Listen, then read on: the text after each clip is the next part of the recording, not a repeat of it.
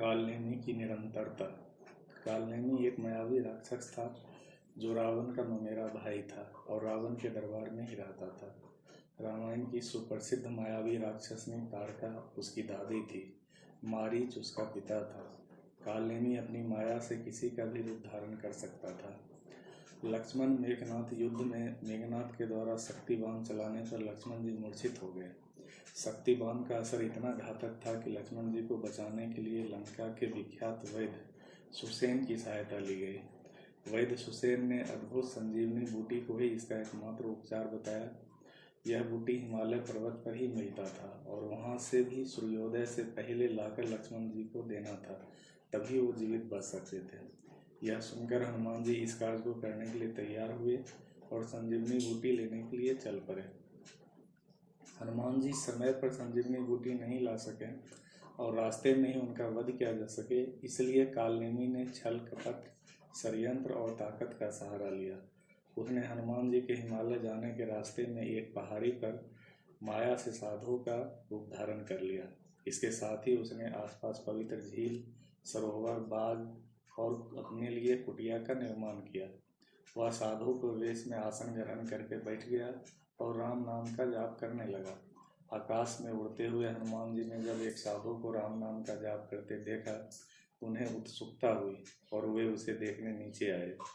कालनेमी ने हनुमान जी को वहीं थोड़ी देर के लिए विश्राम करने को कहा।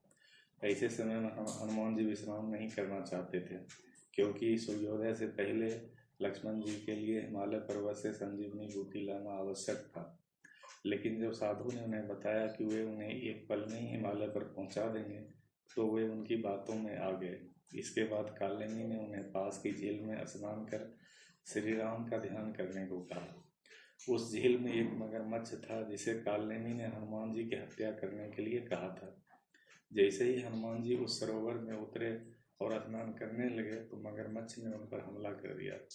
उन्होंने अपने बल और पराक्रम से उस मगरमच्छ का वध कर दिया। वध होते ही मगरमच्छ एक सुंदर अप्सरा में बदल गया। उस अप्सरा ने हनुमान जी को बताया कि वह एक ऋषि के श्राप के कारण मगरमच्छ का जीवन भोग रही थी। साथ ही उसने कालनेमी से हनुमान जी को सचेत भी किया। जब हनुमान जी को एक साधु के वेश में कालनेमी राक्षस के होने का पता चला तो वे बहुत क्रुद्ध हुए। वे कालनेमी के पास गए और उससे लड़ना आरंभ कर दिया, फिर अंत में उन्हें वध कर दिया। इसके बाद उन्होंने हिमालय पर्वत के लिए अपनी उड़ान भरी और समय पर संजीवनी बूटी लाने में सफल हुए। इस कथा का क्या तात्पर्य और आज यह कथा क्यों प्रासंगिक है? हमें आज के समय में भी महान ग्रंथ रामायण में वर्णित कालनेमी प्रसंग क्यों सुनना चाहिए? आज तो कालनेमी जैसे राक्षस नहीं है जो रूप बदल सके, फिर यह कथा क्यों प्रासंगिक है? दरअसल आज के समय में मनुष्य ही वो कृत्य करता है जो पहले राक्षस करता था। आज मनुष्य वैसे ही छल, बल, दाव पेच और प्रपंच रचता है जो पहले कालनेमी जैसे राक्षस रचता था।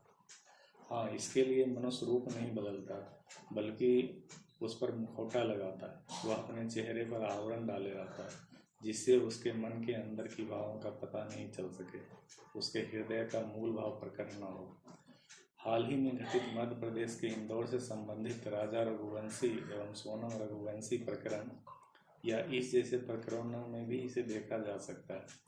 चर्चित होने के कारण राजा सोनम रघुवंशी प्रकरण को यहाँ उदाहरण के रूप में लिया जा रहा है, अन्यथा इस जैसी अनेक घटनाएं घटती रही है, इसलिए इस प्रकरण का उल्लेख करना महज एक संयोग मात्र है।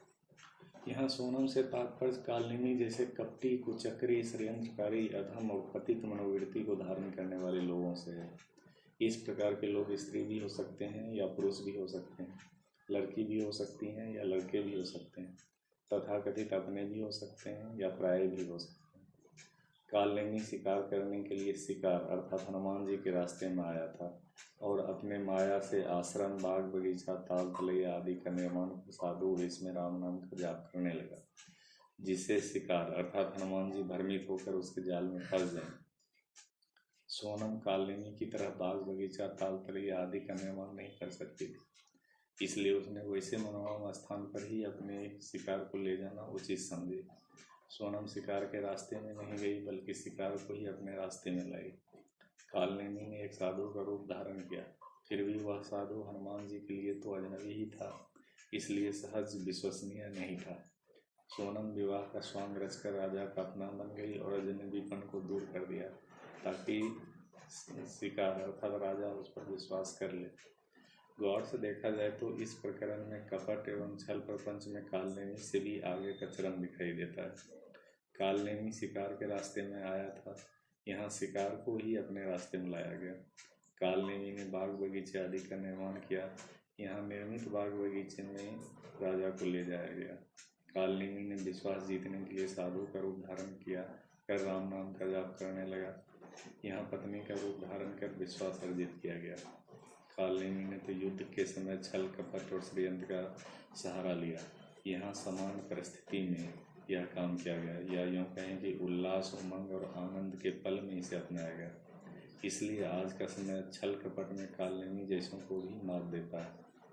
हमें आज भी रामायण में वर्णित कालनेमी प्रसंग सुनना चाहिए और समझना भी चाहिए, क्योंकि यह आज भी महत्वपूर्ण एवं प्रासंगिक है और आने वाले समय में भी रहेगा। सभी कालखंडों में प्रासंगिकता एवं उपयोग का कारण रामायण संसार के महान ग्रंथों में से एक है।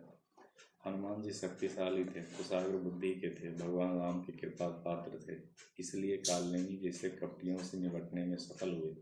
किंतु एक सामान्य व्यक्ति इस प्रकार का सामर्थ्य नहीं रखता है। सामान्य लोग तो इस प्रकार की कथा सुन और समझकर अपने जीवन पथ पर आने वाले षड्यंत्रों कपटों से सावधान हो सकता है और बच सकता है, अन्यथा उसका परिणाम भी राजा रघुवंशी जैसे होने की आशंका है। इस कथा का आशय यह नहीं है कि हमें किसी पर विश्वास नहीं करना चाहिए, विश्वास करना चाहिए, पर हमें सहज ही विश्वास नहीं कर लेना चाहिए। वचन और कर्म के साथ उसके अंतःकरण को भी देखने पढ़ने समझने का प्रयास करना चाहिए और अपने ज्ञानेंद्रियों को खुला रखना चाहिए, ताकि यदि कोई कालनेमी कथा की अप्सरा की तरह सावधान करे तो उस पर गौर कर सकें और बच सकें।